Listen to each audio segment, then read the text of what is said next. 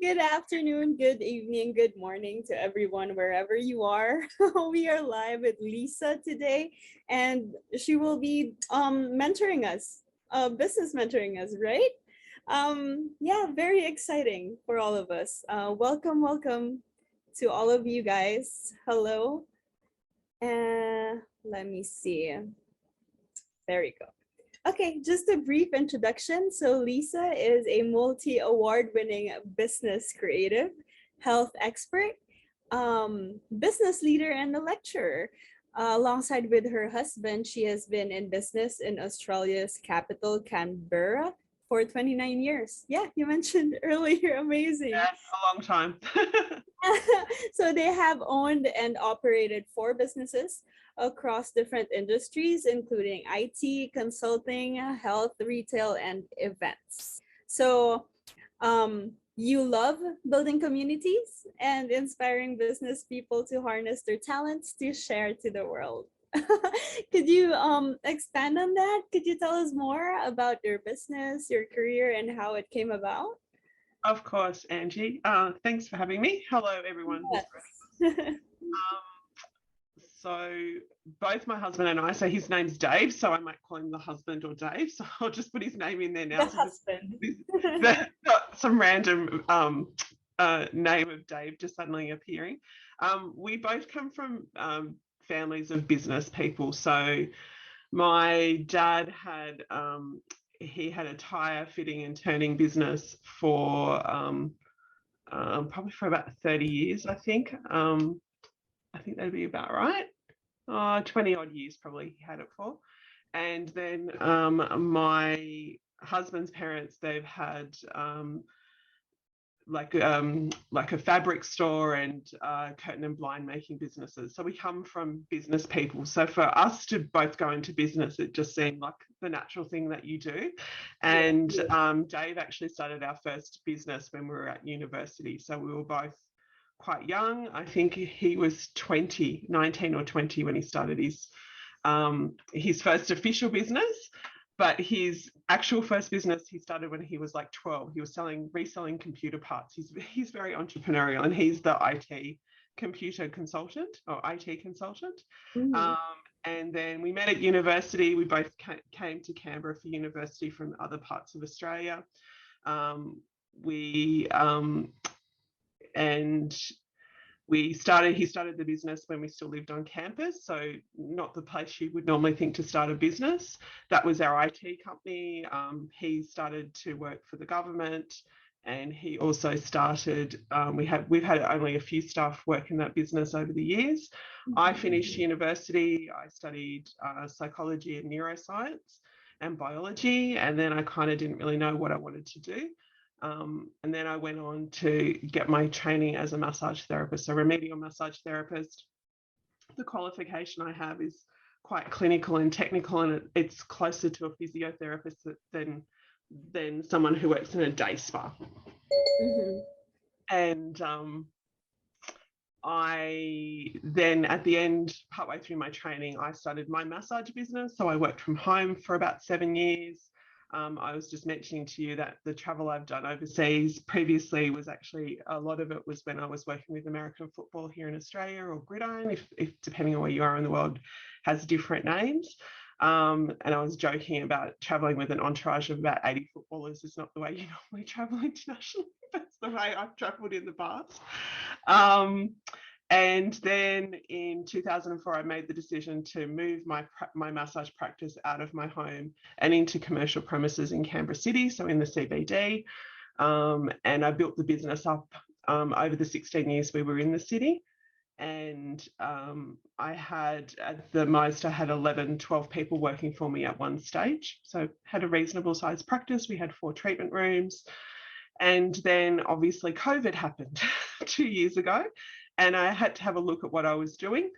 And I made the decision to close the premises in the city. The team had gotten smaller. I'd started doing more of this, so more business lecturing and mentoring, and it was opening up other opportunities for me. So I closed the practice. I have been seeing clients here at home. My events business started in 2015. It's called Canberra Wise Women, and it's about sharing stories of positivity and inspiration, and finding people in the Canberra region with diverse and different stories and sharing those with more people. That's also been shelved because of the pandemic and because of restrictions and lockdowns. It's a little bit hard to do events. But I now also work for an organisation in Sydney. It's called Women with Altitude, and they're a national networking networking group and business education organisation, and I lead the Canberra group for Women with Altitude. So I'm back doing monthly networking events through them, which is great. And it's about building community. It's about bringing business women together. It's about inspiring, empowering, and sharing information. And we actually had our International Women's Day event yesterday, which was fantastic. And it was about teaching women the power of speaking up and sharing their stories and being authentic and connecting in with the gifts that we all have to share. Yeah. Definitely something women need, right? Like the courage to actually speak up. Welcome to all the new viewers. Hi, good afternoon, good morning, good evening. Just so to repeat, Lisa's here for us to be mentored for our businesses. So please take this advantage to ask her questions, talk to her about your business, get her insights. It's gonna be amazing. So yeah, do you want us to start? Yeah, for sure. If there's some questions there, throw them at me. It's so amazing. Your businesses are so diverse. It's like a bit of here and there, but more of really empowerment. Like it is. And I started Canberra Wise Women because we'd had something really horrible happen to us with our third business, which was a retail business. It was actually, so it had a storefront. It was in an area that was experiencing a lot of crime, and our business actually became targeted for crime. And we closed the store after we had 14 incidents requiring the police. So we'd had vandalism, attempted break-ins, and then we had armed robberies where people were coming in with a knife, holding us up to get money. And it was just a horrible thing to go through. So having all of that happen, then having to deal with the aftermath, like the financial part of it and the emotional part of it and the physical impacts on our health. It's one of the reasons I live where I live now. I've had a tree change, and I live out of town, and I have space and land and gardens and things around me. So that's was a really important part of it. But starting Canberra Wise Women was also an important part of the journey of tapping back into, let's be positive, let's find the strength and the wisdom and the resilience that we learn when we face difficulties. And that's where Canberra Wise Women came from. Yeah. Perfect for the next question, for the very first question. That's excellent. Perfect. So the first question is, how do you come about, like, with all the challenges, how do you bounce back? As a woman, as an entrepreneur, as a business person, we all handle different kinds of stresses, including like challenges. There are a lot of challenges when you have your business, especially yours. It's very diverse. So how do you bounce back from that and keep moving forward? It's I suppose my mum's in her 80s, and she has a bit of a wicked sense of humor, and she jokes about that. You know, if something horrible happens, you have two choices. You can either laugh about it or cry about it, and laughing's always much better. It's the better option. So from when I was young, I've always been taught to find the thing that will make you smile or give you a laugh, or that alternate perspective on what's actually gone on. So I've had that, up in my upbringing from a long time ago. But I think the thing that got us through the really difficult period where we had this business targeted for crime, and then we had to close it down, and the loss in that business was $460,000. So not an insignificant amount of money. So just to put things into perspective so people know. Wow. And actually it might have been $430,000. Anyway, $30,000 difference. It doesn't. That is insane. But it was very much that team effort with my husband and I, and he is physically strong, an amazing worker, has an amazing work ethic, and really, worked to get us out of the financial aspects. Emotionally, we're both strong, and we've been together a long time, and we support each other emotionally. And then I think that spiritual aspect, that belief and that faith that things aren't going to stay like this and things are going to improve, that's the thing that I'm really good at and that I excel at. So between the two of us, we kind of have this balance across the bit where I lack, he has, and the bit that he lacks, I have. So, and then the emotional stuff we share. But we're always very much about, we want to learn. So even if something hasn't gone well and it's not, it's not a good outcome, it's like, well, what can I learn from this? Where's the lesson? Okay, I tried that didn't work, I won't do that again. Or, okay, I can improve on that, I can make that better, I can do something different. And it's that self-reflection, I think, is really important, and that willingness to continue to push through regardless of what's going on. And I think that is really what a business person and an entrepreneur needs to have. And I've met lots of people over being in business for almost 30 years, and I can pretty much tell the people who have that level of resilience and who will stay in business over the long haul, compared to the people that will go, oh yeah, I'm starting a business, and then I'll see them again in 6 months or 12 months time and they're back working as an employee, because they don't have that deeper connection to wanting to push through. Yeah, what they want to do. Yeah. Like what happened to me. Like I was telling you earlier, I went back and then no, I have to get out of this. I have to get out of this hole. Yeah. Exactly. But I think it's a journey. The journey is different and it varies per person, right? Very much so. Yes. And it's and it's knowing yourself, like it's that willingness to always be learning, always improving, I think is a really important skill for a business person to have. And yes, you can be an entrepreneur, you can be a business person. Like I just, I want to use all the different words you can possibly have to describe yourself as an entrepreneur. Because an entrepreneur, I've been in business 29 years, it's only a word that's probably really been used a lot, probably in the last decade. And here in Australia, it's only really been used consistently probably in the last 5 years. And people used to call me an entrepreneur, and I was like, no, that word doesn't sit with me. And it wasn't until I launched Canberra Wise Women to kind of fill a gap that I saw in the market that I then went, okay, yes, I feel comfortable with that term now. But I kind of had to grow into it. It wasn't something that I was like, oh, I'm an entrepreneur. It's not something that all of us knew that we were. Like no, from the start. No. So whatever term you currently have for yourself in the business world, that's okay. You can start with that. That's okay. Yeah. Cool. So another question. If they have an idea, how would they know that it's something worth keeping? Like they have a business idea, but they haven't really tried it out yet. It's just in the air. It's just in the clouds, but they do want to give it a try. It's just that it's a bit risky for them to even handle.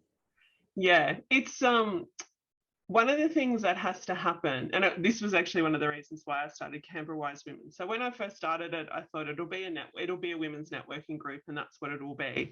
And then the more I thought about it, I thought about all my business friends, all my female business friends, and I went, actually, they're pretty inspired, they're pretty happy, they're pretty motivated because they're doing what they want to do. And it's all those people out there who have that little idea that kind of go, I don't know where to go with it, I don't know what to do with it. And if you speak about that idea to the wrong person, so to your parents who want to see you finish university, to your partner who's worried about, paying the bills or saving up for a house or a home or whatever, or the fact that you want to start a family, or your friend from school who's kind of a bit competitive or whatever it is, they're not going to go, that's a great idea. They're going to go, no. Yeah. And that idea doesn't actually go anywhere.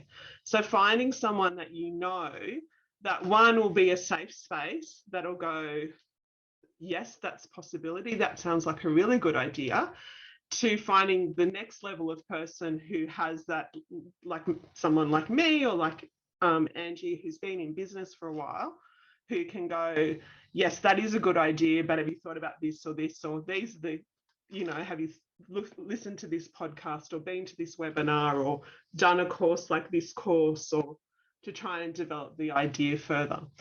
And then once you get past those couple of hurdles, it's about market testing and market research. So taking your idea out to a bigger community, going, would you actually pay me money for this? True. So yeah, there's another follow-up to that.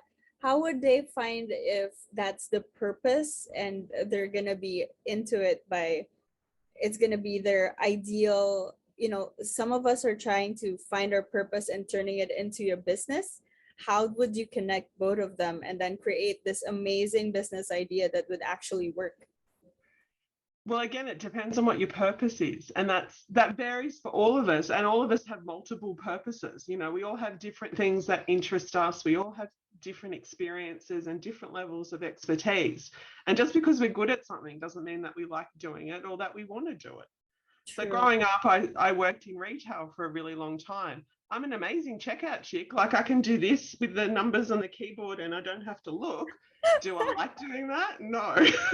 Do I see a future in that for myself? No. It is a transferable skill though when you're doing your data entry for your accounting.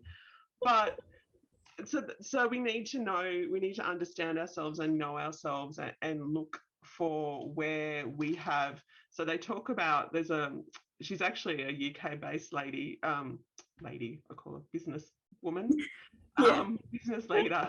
It's all right. It's okay. It's me. I have problems with words sometimes. But her name's Julie Masters, and I listen to her podcast, and it's called Inside Influence. And she talks about your spheres of excellence and about finding where those spheres overlap. So for me, it's the fact that I have a lot of qualifications in the health sector. I also have a lot of experience in the health sector. And then I also have a lot of business experience. So if I can find, just as one example, if I can find where those three circles overlap, that can be my area of influence and where I can find purpose. And it might actually be dealing with, sometimes we think we've got to make this huge global impact where we've got to transform thousands or millions of people. Sometimes we just need to transform 100 people's lives or 1,000 people's lives. And sometimes it just, you start with something small and it'll grow into something much bigger. You can start by having 5 people. Exactly. Yeah. That's the thing. We don't have to. And often too, like when because I teach business for the academy, but I also teach business for another organisation as well. And when I teach the other organisation, it's specifically for massage students who want to have a massage business. And often when we sit down and we look at their finances and figures, their client list needs to be literally dozens to maybe a couple of hundred people for them to be very successful in the industry. So when you look at how much people pay you, how many times, the regularity of them as a client or customer, then the numbers aren't as big as people. And that, I think sometimes that's what puts people off, that they think they've got to impact thousands and thousands of people. Yeah. And most of the mistakes actually, I think, is they think that they should have like a lot of people going after their business already, or else it won't be successful, or they wouldn't even start it. Sorry, I'm going to sneeze. No worries. You get everything today, apparently. Sorry, guys. Bless you. And welcome to the new viewers out there. Hello. Please do comment, leave messages, and Lisa's very much willing to answer your business questions for you. She's here to mentor us, guys, for the whole hour. So take advantage of it. Yes, and you have me every week for the next 3 weeks. So see her beautiful face every week. I have to remember to put different earrings on. I'll let you know, like before we meet up. That's your earrings last year? Last year, last week. I have a lot of earrings because being a massage therapist, you can't, like, normally I don't wear rings and watches and things.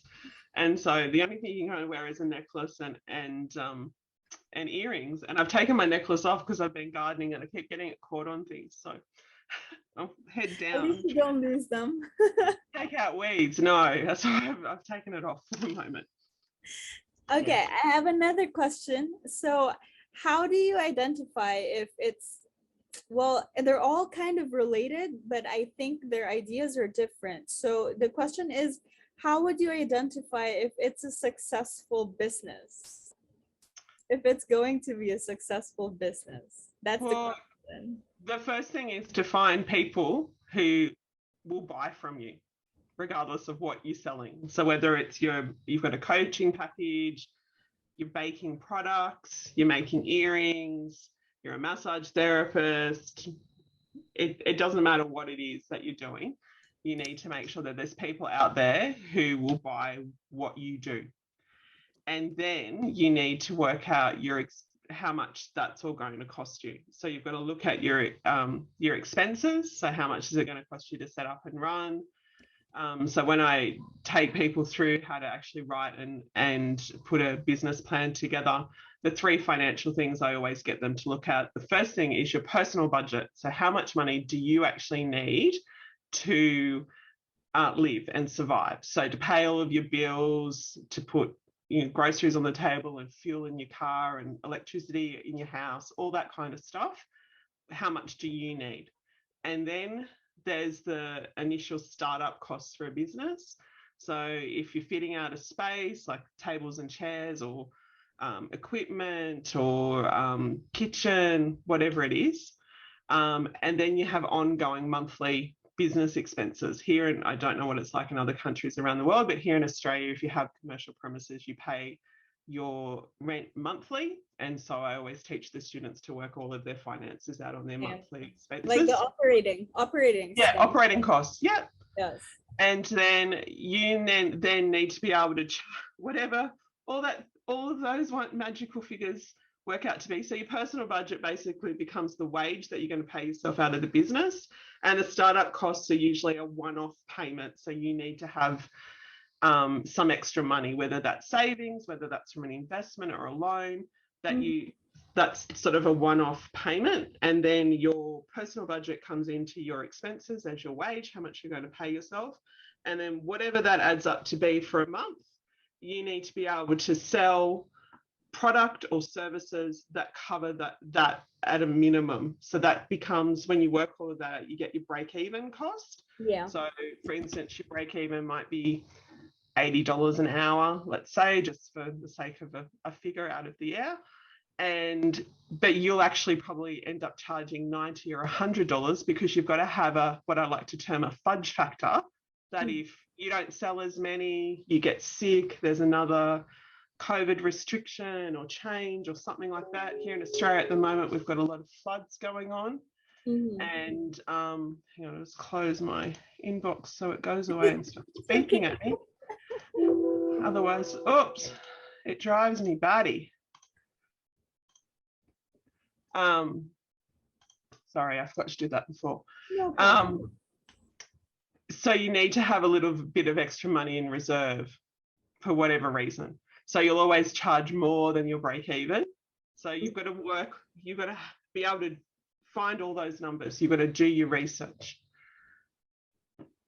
Definitely. And a follow-up question to that. I am still working in a corporate company, but I really do want to start my own. How do I know if it's the right time? And it's really scary because of all the risks that I might be taking in. And I don't want to have, so basically he's saying that he doesn't want to, not to be able to pay for rent like you were discussing earlier. And he's asking when the right time is, and considering that he's still in a company, how does he start? Well, most people who start a business started as, the magical new term of side hustle. And the right time to step across is when the money you're making in your business is equivalent or more than the money you're making in the corporate world. Or you can't put the time in to build this, and it's getting to the point where it needs more of your focus. So it's entirely up to you when you make that decision, because it's dependent on a whole host of things. It's one thing if you're single and it's just you that you've got to take care of. It's another thing entirely if you've got a partner, if you've got children, if you've got extended family that you care for. Especially if you're the breadwinner. Exactly, yes. And I know in a lot of cultures around the world, people take care of not just their immediate family, their partner and their children. They help out cousins and aunts and parents and grandparents. I understand that. So you've got to look at all of that to work out when is the time to step it across. But most people will start their business, the thing that they want to move to, particularly when they're in the corporate world, of an evening, early in the morning, of a weekend, on their days off. And you'll slowly but surely build it to a point where you can step into it full time, if that's what you want to do. But you might also work in an industry where you can, say, work in your business 2 or 3 days a week and then have 2 or 3 days in corporate. So one of my friends here in Canberra, she's a photographer. That's what she did for a long time. She's a teacher. And so she used to do casual relief teaching a couple of days a week, and then she'd do most of her photography work was on the weekend, because she does family shoots and she does weddings, and people get married on a weekend and all the family members are available over a weekend as well. And now she's just in her business full time, but she did that for quite a few years. So it depends on the industry you're currently working in and where you want to move to, because your business, you have to be available when your customers and clients want you to be available. So it's one thing to go, I'm going to have a business that, I can do it in the morning from 8 to 12 and then do my other job from 1 till 7. But the clients that are going to want your service want it of an evening. But that doesn't work. True. So what would be your advice to people with this kind of situations? Like they don't know where to start, they don't know what to start, but they do want to go ahead and do their businesses. Yeah, I think that's the same concept, guys. You just have to weigh in your pros and cons regarding your finances, right, Lisa? Yeah, it's finances. I mean, there's also that level of enjoyment or, feeling a level of purpose in what you're doing. So, so sometimes it depends on what work you're doing, really. I worked in retail, putting myself through university and putting myself through my massage qualifications. And it was, retail is not a great experience in Australia. Anyway, it might be better overseas. I don't know. But, I was really happy to leave retail, and like I wasn't attached to it. And if I could have potentially changed to a different organisation to work for that maybe had a better environment, I might have stayed working in retail a little bit longer. But when it was time to go, it was an easy thing to step away from. But if you already do work that you enjoy, but you've got this other passion that's going, maybe you have a chat to your boss and say, can I actually have some flexible hours? Can I work from home? Which then, you lose that time to commute, which is then another hour, or depending where you are, potentially another hour or so that you can be investing in your business every single day. Or can I do my work like from 7 till 3, and then you have the afternoon or evening or whatever works? Or can I go down to part-time hours?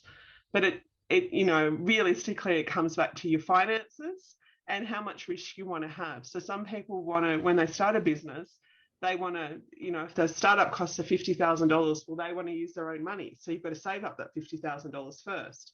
But other people are happy to ask people for money or to get a loan or to live really frugally, like, really cheaply, like you're a uni student.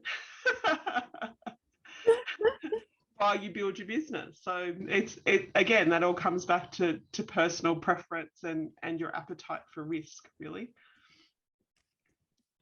So yeah, welcome again to all of you who are just coming in. Hello. So if you have any other questions, please comment it down here, and then yeah, Lisa will answer them one by one. Okay, there's one more. So this one has the company, but is asking, how will they find the perfect single sentence pitch for their company? Like the single sentence pitch or a slogan that would, present their company. How will they come about that? Your byline or your tagline? Yes, the byline, yeah. I was very fortunate that I had some training with one of the top marketing branding experts in Canberra, and I've actually run some workshops with him. And what you actually do is you have to write down all your USPs. So get a whiteboard, a big piece of paper, whatever works for you, and basically just brain dump all the things that you do that you know your competitors don't do. What's usually when I describe a USP, so a unique selling point or proposition, I call it your secret sauce or your KFC. How I keep forgetting to look up how many herbs and spices are in the KFC, but that thing that makes you, and no one can get from anywhere else. So all of those aspects, and then in there you start to play with the words, and usually your brand name is in there if you're trying to come up, if you already don't have one, and that's where your tagline will be as well.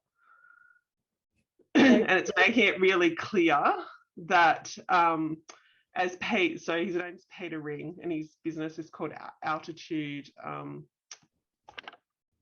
I can't think of things today. How about yours? What's your business's Therapy Masters, which is my massage practice, is caring for you and your body, because massage therapy is about more than just the physical aspects of your body. It's about your mental and emotional well-being. And obviously I have a holistic approach to health and well-being as well. And Canberra Wise Women is inspire your world. Amazing. So be that point, that one spark, like we light you up as that spark, and you go back into your community and then you inspire that world. Like the ripple effect. Yeah, exactly. Perfect. Yeah. So they're mine. Next question. So what tips do you have to select a name for my business? I don't want to spend much time on it, but I don't want to end up having a really bad name. Well, it depends. It depends on several things. It depends on your industry.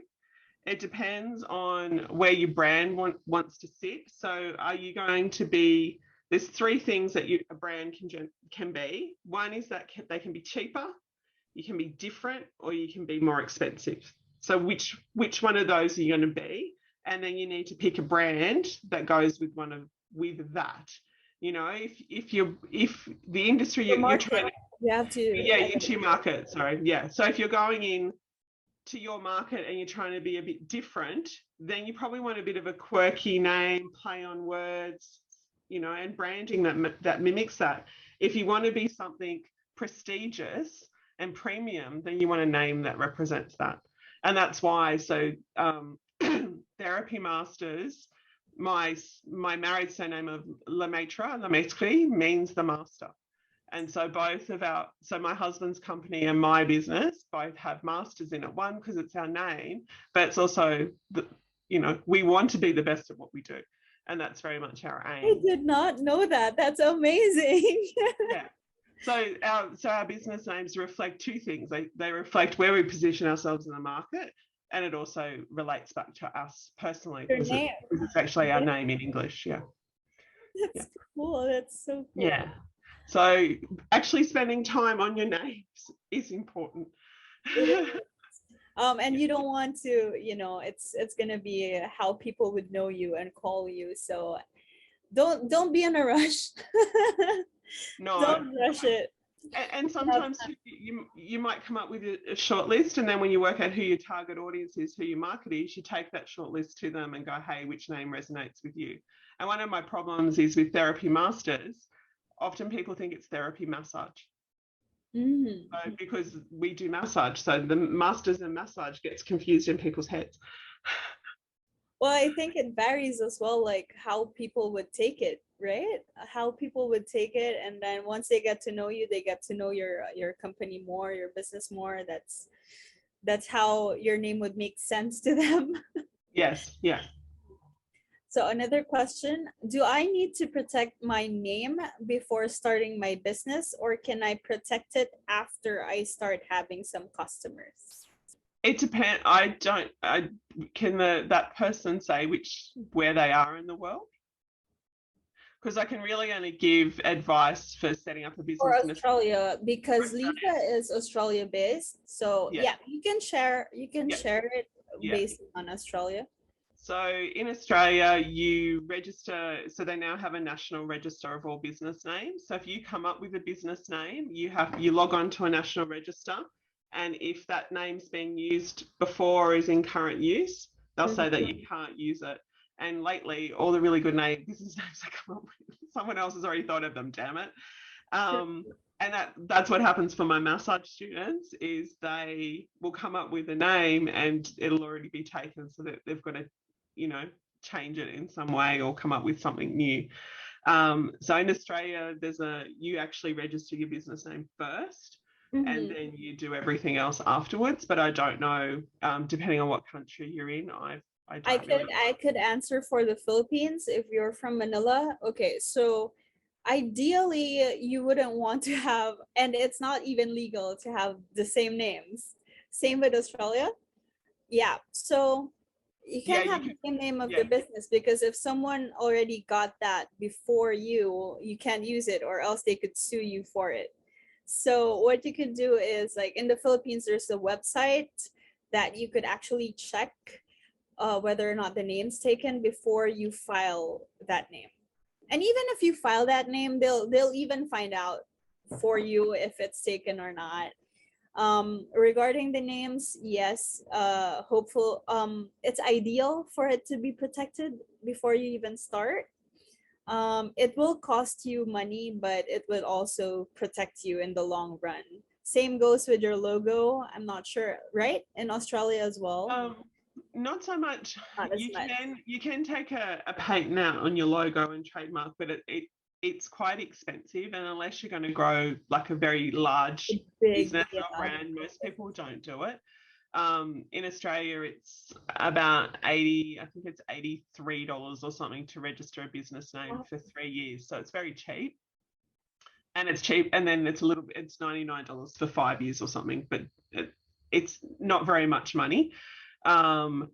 And to get things trademarked and patented, it's hundreds to thousands of dollars. So most people don't patent or trademark their business logo unless they have plans to be a larger organization. Yeah, so if you have plans, actually it's the same thing. Some actually, if you've noticed it, they would just change a little bit of the logo, and then voila, that's a new logo for them.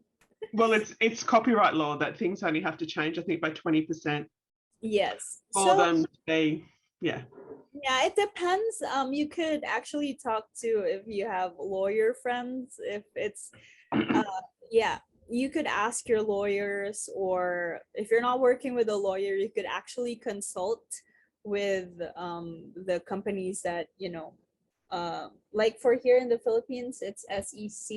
In Australia, what do you call the place where you register your business in Oh, you just Australia? go to business.gov.au. Everything's there. So Yeah. you just check out those, and I'm sure they have instructions for those. And yeah. Okay, we have the next question. How would they create their revenue model for their businesses? What's the best way to work on their revenue models? Like, how will they spend and make money and make their companies work? Well, again, it depends on what business it is and what industry you're in.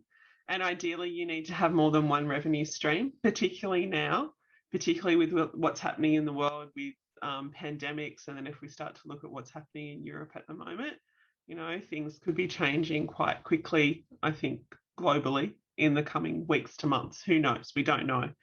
And here in Australia at the moment, for those of you who maybe here in Australia, we've had really bad floods, and there's people that can't, get to work, and they've lost homes and businesses and houses over the last few weeks. And it's ongoing because, of course, floods take quite a while to go away. And so you need to have more than one revenue stream. So it depends. So my massage business, it was predominantly like treating clients, doing client treatments. And I had a team of people working for me. So while I'm seeing clients and making money, I've got other people as other income streams making money for me. And then we also sold some retail stock. So we had a few options. I've never actually done online sales, mainly because my husband takes care of my website and he doesn't want to manage a shopping cart. So I don't have one. He's got other things that he does. But and then if you look at our business, overall business structure, then my husband works in IT, and then we have income coming in from a totally different income source as well. But in most businesses, you just need to say you might offer a product, you might then sell it wholesale. You could have affiliate links where people, you pay them a little bit of money basically to do their advertising for you. You could have different online presence. You could be offering like webinars or an online course in person. There's lots of options. There's a follow-up question to that. So I am a new business. It's a startup. Do I really need my own website right away? Well, not now, because a website's changed. So when my first website was almost 20 years ago. It was in 2004, and it was really, it had everything on it. It talked people through the different types, from my industry, the different types of massage therapy, and about the team, and about my qualifications, and about what to expect. So pretty much every single thing you could think of about a massage was on my website. Now, with Google My Business, within social media pages, you don't necessarily need a website. And Canberra Wise Women has been going since 2015 and doesn't have a website, still doesn't have one. And we've been quite successful without a website. So, but then you have to be investing in other things. You've got to invest your time into social media. And then the problem is you don't own what you're creating. So if for some reason Facebook goes down, you have your account closed, somebody hacks it. I've had quite a few friends who've had their various social media business pages hacked and they can't actually access it anymore. It's happened to a friend recently who's her and her partner are like personal trainers and have a gym down in Melbourne, and they've recently had it happen to her page, to her coaching page, and someone is continuing to post and pretending that they're Lauren, and they are not Lauren. So Lauren had to start a whole new page. So this is the problem. When we have a website, we own it. We own the content. we can post it. We can share it. We can do what we want. And nobody can hack it, right? Can someone hack it? Someone can still hack your website, but you own everything on it. So it's only going to go down if you have a problem with your internet service provider or your domain. Yeah, but it's not. You're not at the whim of Mark Zuckerberg or whoever else. I'm going to sneeze again. I'm sorry. Bless you. I've been gardening and cleaning up. So like that's the effect. Dusty, grotty. Yeah. I found my potting bench so I can start to pot up new plants and flowers. So. What plants are you planting? Oh, lots of things. Planting, trying to grow more vegetables and fruit. So I've been to the nursery today and bought some new vegetable seedlings and herbs. And then I've got a heap of bulbs to put in. So we'll get spring flowers like tulips and daffodils. Sounds nice. Yeah. I have no patience at all for planting. I love plants. It's just, Well, it's something I've improved at in the last 2 years, thanks to the restrictions and lockdowns. To COVID. Yeah. So we've done a lot of work on our property, which is nice because we've done a lot. We've been working on our house before, and so we got to the point where that was done, and now we've had the time to work outdoors. So it's coming together. It's looking nice. Looks good.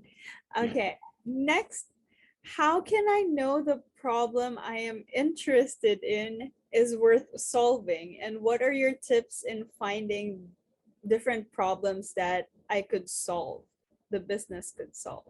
Well, you need to find problems that you have and then ask other people, do they have the same problem? Because just because it's a problem for you doesn't mean it's not a problem for others, and vice versa. But the thing is, if we're just looking for problems to solve, if we're not passionate about it, it won't drive us. So when we have a challenge, when something doesn't go right, when you've got to fill in 10 pages of documents for whatever it is in your business, if you're not passionate about that problem, you won't push through it. So yes, that can be one, that is a good thing to look for, a problem that needs solving. But if that's your only driver, then it's not gonna hold your interest over the long term, I don't think. Yep, and you can't solve every problem. You can't. No. Yeah, definitely not. So you just have to. I think you have to find a way to figure out what you're interested in most, right? And yeah. And where you have a passion and a driver. So one of the best examples of someone, like an international example that a lot of the students probably have heard of, and it comes back from my work with American football, is Under Armour, which is a sportswear brand. Yeah. And, I can't think of his first name. His surname's Plank. Anyway, the guy who started Under Armour, he just managed to get onto his college football team. And he wanted to be a professional American football player, and so he had to work harder than anyone else on his team. And he's a big guy, he's a lineman, so he's got lots, pads and stuff on, helmet and stuff. And he started to think, he goes, what trick can I find that will give me the edge for the amount of hours I'm putting in to help me, move forward in my career? And he actually, one day, he decided that he'd weigh how sweaty his clothes were at the end of training. So he weighed them beforehand, and they weighed, I don't know how many grams. He'd weigh them at the end of training and see how wet they were. And he was like, if I can find a fabric that will slick the moisture off me as I'm sweating and sweating and sweating, my gear will be lighter, and then I'll be able to push that little bit further in training. I'll have that little bit more energy. Sorry and about that's how Under Armour sports clothing actually developed. He used to go and buy fabric. He was, I think he went to university in Miami in Florida, and he'd found a local lady who did sewing to sew him up different templates, different undershirts, and he'd wear them and weigh them, and then he worked out what the best fabric was. And that's how Under Armour actually started. So he had a problem specific to him, but he had a passion for it because that's the thing that he did. Because that's his field. That's his field. He wanted to be a professional player, and he was looking for anything that would give him the edge. So for the person looking for the problem, look in an area that you're passionate about. It's not going to be easy. With my experience, it's not like you want to solve everything, and that's amazing. But you could start slow. Everything will fall into place, and yeah. And also too, the idea that you have, like the problem that you have, you might come up with an amazing solution, but nobody wants to buy it. So it's back to the drawing board, and that's the problem. When we had the business that we had that was targeted for crime and that we closed down, it was a video store, like it was a Video Easy franchise. So we used to rent out movies. And one of the things in that business that I learned to listen to my target market and to deliver what they wanted, not necessarily what I was interested in, but and to take that feedback on board, is we had a horror section in the store. I hate horror movies. I don't watch them. But Me listening too. to listening to the customers, we had people coming from different suburbs driving 15, 20 minutes, half an hour to come specifically to our store when normally you go to a video store that's, 10 minutes from home, to come and hire from our horror section because we had a good horror section. So then I bought more and more horror and built a bigger and bigger collection so more and more people would come. So that's listening to the target audience and adjusting what you're doing. Yes, we had other things in the store, but that started to set us apart from the other competitors in our area. And it's not about you. It's not about you. No. Every And year. I used to look at online reviews and pick them from online reviews because I was watching a movie. That's cool. Hi. To all of those who just entered, hello. If you have additional questions, please do comment it down below. Okay, we have another question. I have an innovative business idea to create a device to purify ocean water so it can be drinkable. Would it be correct to say the problem I am solving is limited access to drinkable water? Who's your target audience? That's my question. Like, who's their target audience? Who's your target audience? Yeah, so if it was, say, a rural community in... The target audience hasn't been finalized, so they haven't had the conversation about the target. So it like anyone, a whole host of people could benefit from a device that took the salt, desalinated the water. But it would depend on who you're speaking to. So if it was a farmer who wanted to take saline out of a local water system or irrigation system so their animals could drink it, that's one conversation. If it was a family living in a rural community, say in Africa or Latin America or China, I don't know, I'm just randomly picking geography countries, but that conversation about having clean water in the home for showering and cooking and cleaning, that's a different conversation to the farmer. The sailor who's sailing around the world who wants to have access to water besides rainwater, then that's a different conversation. So it depends on who your target audience is and who's going to buy what you have. There's a question here. Is it a good idea of taking a franchise of an already established business over a self-made business? So is it better to do a franchise than starting your own business? What do you think about that? We've had a franchise, and I joked before with Angie when we first got on the call before we logged into Facebook that I don't play well with others. Video Easy is a franchise, it was an international franchise, and we ended up in that franchise because we had a business partnership that didn't end very well, and we ended up left with the business, and the business partner who'd been running it walked away. And when you buy into a franchise, you're building into someone else's business model and dream and bigger goal of impact. And you're basically buying yourself a job. So if you want to buy yourself a job and you like other people dictating the terms and processes and procedures, then that's for you. If you're someone who's more creative or has your own ideas about doing things, then a franchise is not for you. There's a lot of limitations with a franchise. And a lot of people don't really understand it until they get into it. And most of the time, the franchisor, so that bigger organization and company, you're paying them to do your work for you. Like, it's not. But when you buy into a franchise, they're meant to provide you with all of the business systems and processes and procedures and protocols that you need to be succefful. You have to follow them, right? It's an agreement that you have to follow. And there's penalties. So I've had quite a few friends over the years. We've got a chain of day spas in Australia called Indota Day Spas. So I've had a friend with an Indota Day Spa franchise. Obviously, I knew a lot of people in the Video Easy franchise. We've had another friend with a couple of friends with Subway franchises, and there's a lot of limitations. You're basically buying yourself a job, and if that's your choice and that's what you want to have, then go for it. That's great. But if you're someone else who's more creative, more independent, then you're going to find that structure really limiting and really difficult to get out of. Yeah. Thank you for that question.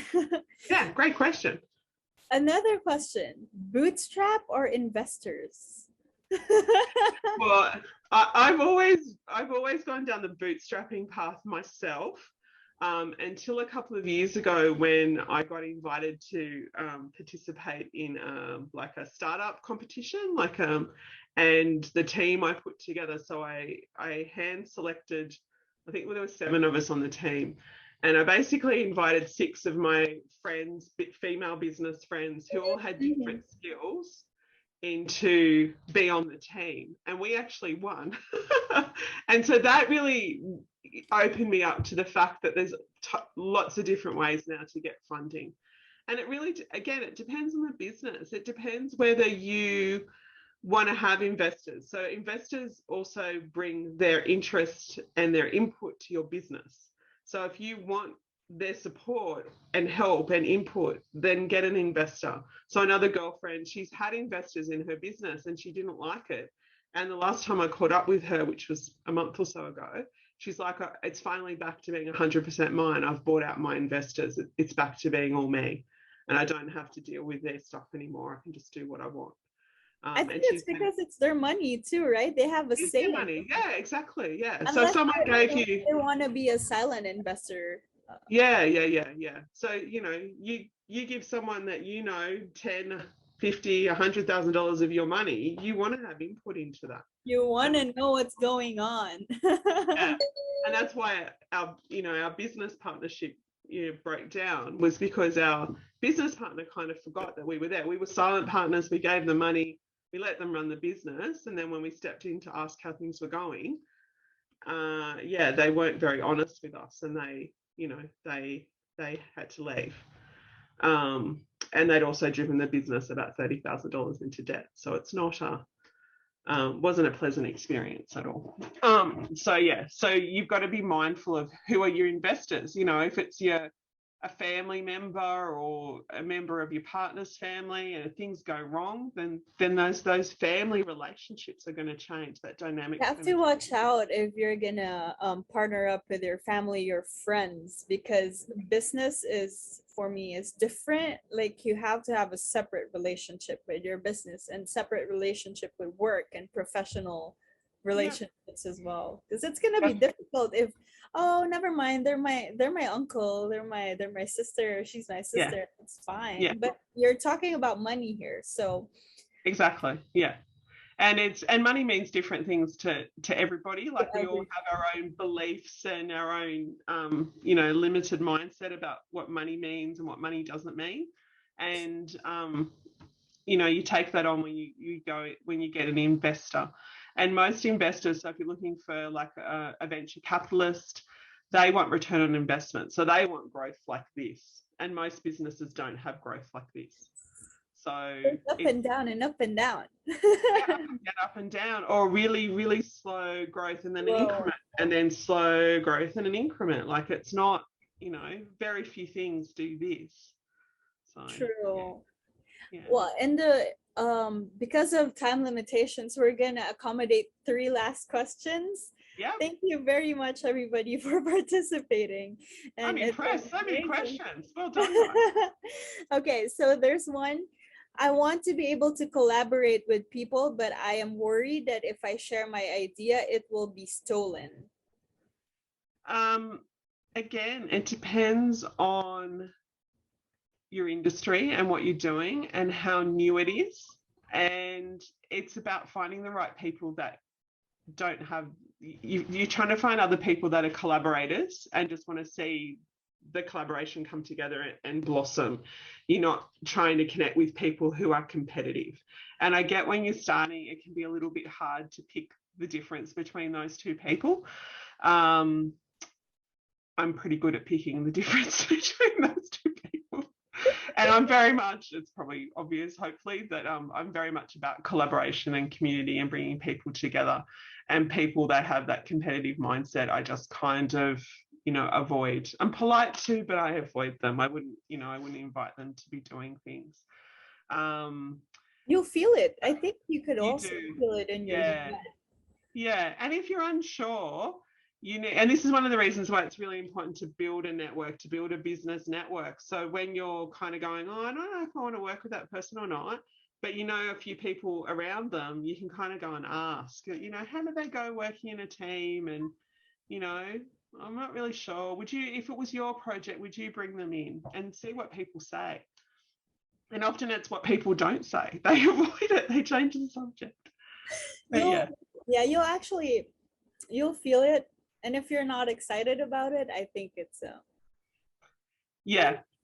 And again, it's trial and error. Like you put yourself out there, and sometimes it doesn't go well, and you learn.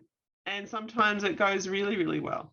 So that team of ladies that I talked about, that I put together for the startup competition. So we had some issues over the weekend, because it was like a 2.5-3 day event where you got given the problem and you had to do a validation on it of the business, come up with a business idea, validate it, and then put a pitch together and present to a panel in 2.5 days. So really quick timeline to make sure you've got everything in place. And we had a falling out. We had one lady who was really stuck on one of the ideas, and she didn't want to come with the majority. And then one of the other people just felt not sorry for her, and she joined her. So those two went off and did their idea for the project, and the other 5 of us stayed together, and we actually won. So there you go. Professional relationship versus. And then that team went on 12 months later to come third in another competition, another national. The next one was a national competition with the Australian Trucking Association. So it's knowing, and when I put the team together, I thought, I'm not sure about that one. I have a feeling that we might have some conflict there. Trust that. And and that was fine, because she came from a background of competitive, where a group of women together to her was competition, where for the rest of us it was about collaboration. And she said later it was the first time she'd ever been in a group of women where they weren't trying to stab her in the back. So she learned a lot as well. Yeah. Oh, okay. I'm sorry. Oh, hello, welcome. We're gonna do last 2 more questions because we've still got people joining time. But Lisa will let you know of her socials after the session, so that you could just connect with her and ask more of your questions. That would be amazing. Yeah, I did put a request in to join the group, the Facebook group. Yes, that would be perfect. Okay, so another question is, nowadays, which type of business offer more prominent growth and exposure, online businesses or offline? Which is more better? Again, it depends on your industry, and it depends on. Could you tell us? Could you message what kind of industry so that we could answer it better? Like yesterday, I met 2 new business ladies that I haven't connected with before, and both of them don't have the full websites and LinkedIn profiles and all the bits and pieces you would expect, and they've both been in business for a couple of years and they're doing well. I've got another friend who's quite well known internationally. Her name's Leonie Dawson, and she's a business coach, and she at one point probably had about 500,000 people following her, and about 12 months ago she went, I'm over social media, and she shut it all down, and she just runs the business through her website, and she's doing really well. So I think it also varies. It depends. It depends on the industry. It depends on who your target audience. It depends on what your big, what your goal is. If it's just to have a really nice balanced life and a good lifestyle with your family, then you might not want to drive all of that interaction and engagement. Let us know which business you are, and we could answer it. Oh, in common, not related to any specific business industry, is what he's saying. Then it comes back to you personally. What, where are you interested in putting your time? Like, social media is free. Yeah. But it takes time to take the photo and create content and think of something different. And there's a whole host of things there that go into it. And then the time to post, the planning, the content planning. It can take hours and hours and days. So it depends. You could just have a website. And again, it depends on your industry. It depends on your client base. And it's kind of trial and error, right? Still trial and error. Yeah. But if your clients aren't on social media, then there's no point you being on social media. Exactly. You've got to work out where your target audience hangs out, how you're going to communicate with them. Like one of my students one of my massage students last year, who's setting her business up this year, she's actually a snow sport coach. So she works with some of the leading snow sport athletes in Australia, so people who ski and snowboard and do aerials and all that kind of stuff. Wow. She already has a background in that, and she's just adding massage to her skill set. She doesn't really need a social media presence because she's already known in her industry. She's just adding and becoming better at what she's doing. So yeah, maybe you could review your target audience first, and then study what they like, how they could do business with you, and then you could weigh, more or less, you could definitely weigh if it's going to be online or offline once you get to know your target market better, because they're the ones going to buy your service and your product. Yeah, it's aligning your marketing channels with your market. Thank you for that. This is going to be the last question. So how do we market our service, and can we do through influencer market? It's harder to get influencer market. I mean, it's not impossible, but it's harder to get influencer marketing, I think, particularly at the moment with, minimal travel and restrictions and stuff, for a service-based business than it is for a product. Like, it's easy to pop, a sample of my calculator in the post or a pen to go, hey, here, I can send that to Angie, and she'd go, oh, that's the best pen I've ever used, and I'm going to do a whole Instagram video on it. Yay, Instagram story. But it's much harder for me to reach her through my computer and give her a massage, and she can also say it's the best massage she's ever had. I mean, you can do influencer stuff. One of the easiest ways to do it is to build your social media profile. I'll say Instagram only because there's IGTV, there's Reels, and you can do more tagging on Instagram than you can on Facebook. But to find, so, you grow your audience to say 5,000 people, and then you find someone else to do some type of collaboration with who might have 20,000 followers or 10,000 followers. And then you're exposing yourself to their bigger audience, and they're exposing their audience themselves to your audience. And then you can grow it that way. Just getting traditional media, so getting an interview on the local radio or in print media, on a podcast, that all helps you build your profile. And PR and media is, I think, an under-tapped resource for most business people. And it's free. Again, it takes time, but I'd much prefer to write a media release than I would a Instagram story. Yeah, I think, again, it still varies on your target market. It does. And the thing with writing a media release is you have to have something novel, something of interest for the journalist to come and do a story on you. So it's to find that angle. Yeah. Sorry? For them to even give time to you. To come. Yeah. I'm quite good at writing media releases though. You need to tell me how. Yeah. I've learned it since I've had Canberra Wise Women. So yeah. I do the media for one of my friends who's a very good restaurateur. Oh wow. Yeah, help her. So if you need something that, you know, for media, you can message Lisa too, apparently. Yeah, I do lots of various things.